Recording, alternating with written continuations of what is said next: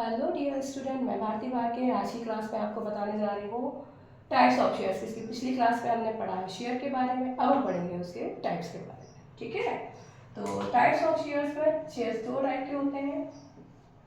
पहला होता है इक्विटी शेयर और दूसरा होता है आपका प्रेफरेंस शेयर, जिसको हिंदी में हम कहते हैं समतांश और इसको हम कहते हैं पूर्वाधिकार अंश।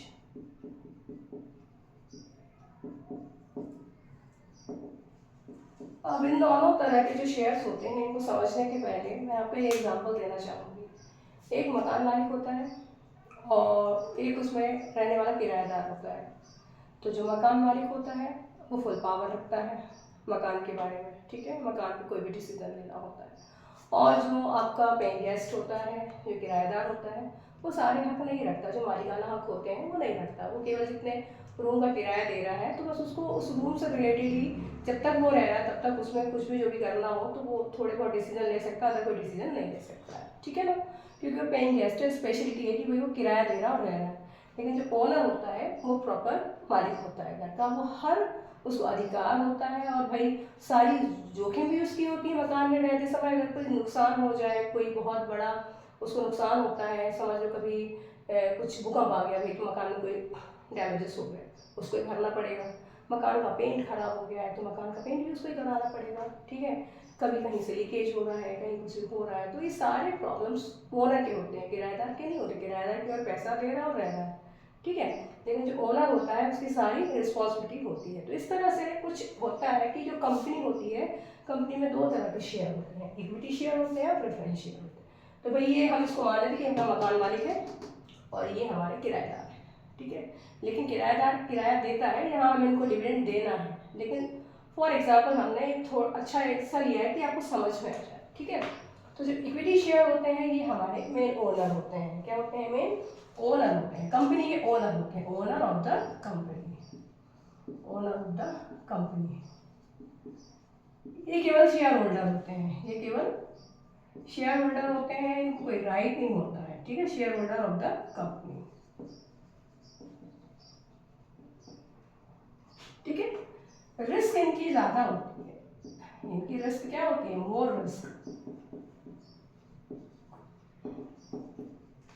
और लेस रिस्क। भाई इनकी रिस्क ज्यादा होगी, इनकी रिस्क केवल खुद के प्रति होगी, जोखिम इनका ज्यादा होता है, जोखिम इनका कम होता है। मैंने बताया आपको सारे अधिकार इनके होते हैं, तो सारे यहाँ पे जो वोटिंग राइट्स होते हैं कोई भी चीज के, वोटिंग राइट्स जो होंगे वो इनके होंगे। ठीक है बेटा, और जो वोटिंग राइट्स होंगे इनके, वोटिंग इनको कोई वोटिंग राइट्स नहीं होता, इनको केवल खुद के बारे में बोलने का अधिकार होता है, इनको कोई वोटिंग राइट्स नहीं होते हैं। फिर participate in management, participate in management, ये कंपनी के हर काम में, हर मैनेजमेंट में पार्टिसिपेट करते हैं क्योंकि ये मालिक है। लेकिन ये नो पार्टिसिपेट इन मैनेजमेंट, इनका डिविडेंड फिक्स होता है नहीं, इनका जो डिविडेंड होता है, डिविडेंड नॉट फिक्स्ड,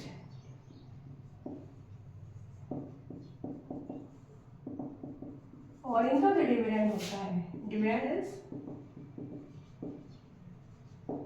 फिक्स्ड। ठीक है ना, तो जो आपके इक्विटी शेयर होते हैं इनके नो टाइप्स, कोई टाइप्स नहीं होता इनका, और इनके मैनी टाइप्स होते हैं। ठीक है, मैंने जो मेन आपको डिफरेंस है ये समझा दिए, ये आपको बोर्ड एग्जाम में भी काम आते हैं, याद करने में बहुत इजी होते हैं, आप इनको याद कर सकते हैं कि जो इक्विटी शेयर होल्डर होते हैं वो ओनर होते हैं कंपनी के, जो आपके पूर्वाधिकारी होते हैं या जो प्रेफरेंस शेयर होते हैं ये केवल शेयर होल्डर होते हैं। ठीक है, ओनर नहीं होते हैं। ठीक है, इनकी जो रिस्क होती है वो ज़्यादा होती है भाई, क्योंकि इनको बहुत ज़्यादा प्रॉफिट भी हो सकता है, बहुत कम प्रॉफिट भी हो सकता है, प्रॉफिट नहीं भी हो सकता है, सारी कंडीशन इनके साथ अप्लाई होती है। लेकिन प्रेफरेंस शेयर होल्डर्स के साथ रिस्क वाले चांसेस बहुत ही कम ना के बराबर होते हैं, लेस रिस्क होती है, क्योंकि इनके नाम के साथ इनका परसेंटेज चल रहा है। कितना परसेंट होगा, जैसे 8% प्रेफरेंस शेयर, तो इनको 8% प्रेफरेंस शेयर जो इनका डिविडेंड है उससे मतलब होता है, तो जो इनका परसेंटेज लगा हुआ था वो इनकी पहचान होती है कि इनको इतना ही प्रॉफिट मिलेगा, इससे ज़्यादा नहीं मिलेगा। ठीक है। वोटिंग राइट्स, तो सारे अधिकार केवल समतांश वालों को ही होते हैं, इक्विटी शेयर होल्डर को ही होते हैं, क्योंकि ये ओनर होते हैं, कंपनी के मेन ओनर होते हैं, लेकिन इनको कोई वोटिंग राइट्स नहीं होते हैं, कोई सलाह मशवरा इनसे नहीं लिया जाता, क्योंकि ये घर के सदस्य नहीं हैं। घर के सदस्य ये हैं, घर के सदस्य ये नहीं है किराएदार है, किराएदारों से कभी कोई सलाह नहीं ली जाती है, ना उनको कोई अधिकार होते हैं। ठीक है। इसके बाद पार्टिसिपेट इन मैनेजमेंट, तो घर में कोई प्रोग्राम होगा, घर का कोई जो भी कार्यक्रम होगा, तो घर के सदस्य ही पार्टिसिपेट करते हैं। बाहर वाले तो बाहर वालों की तरह ही रहेंगे, अगर उनको बोलेंगे तो वो काम करेंगे, अदरवाइज नहीं करेंगे, लेकिन घर वाले तो करेंगे ना। तो इस तरह से जो हमारे इक्विटी शेयर होल्डर होते हैं, घर के सदस्य होते हैं, मेन ओनर होते हैं, तो ये घर के हर काम में, तो इस तरह से कंपनी के हर मैनेजमेंट में पार्टिसिपेट करने का राइट केवल इक्विटी शेयर होल्डर को होता है, ना कि प्रेफरेंस शेयर होल्डर को। ठीक है। इसके बाद आता है आपका डिविडेंड। डिविडेंड का मतलब क्या होता है, लाभांश। डिविडेंड का मतलब होता है लाभांश। तो लाभांश जो होता है, मैंने बताया आपको कि इनका जो प्रॉफिट होता है, जो डिविडेंड होता है, वो नॉट फिक्स्ड, बहुत ज़्यादा भी हो सकता है, कम भी हो सकता है, नहीं भी हो सकता, तो नॉट फिक्स्ड। बट इनका क्योंकि परसेंटेज साथ में चलता है, इसलिए इनका जो डिविडेंड होता है वो फिक्स्ड होता है। ठीक है। इसके बाद नो टाइप्स। टाइप्स का मतलब यहाँ पे इक्विटी शेयर के कोई टाइप्स नहीं होते, equity share one and only type self. ठीक है। तो ये अपने आप में एक ही टाइप होता है, लेकिन प्रेफरेंस शेयर्स के बहुत सारे टाइप्स होते हैं, जो मैं अगली क्लास में आपको बताऊंगी कि प्रेफरेंस शेयर्स के कितने टाइप्स होते हैं। तो आपको समझ में आ गए होंगे कि इक्विटी शेयर और प्रेफरेंस शेयर दो अलग अलग टाइप के शेयर होते हैं। कंपनी चाहे पहले इक्विटी शेयर ही इशू करती है, अगर चाहे तो प्रेफरेंस शेयर भी इशू कर सकती है। ठीक है।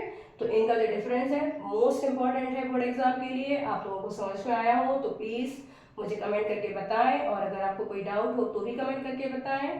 ठीक है स्टूडेंट, थैंक यू।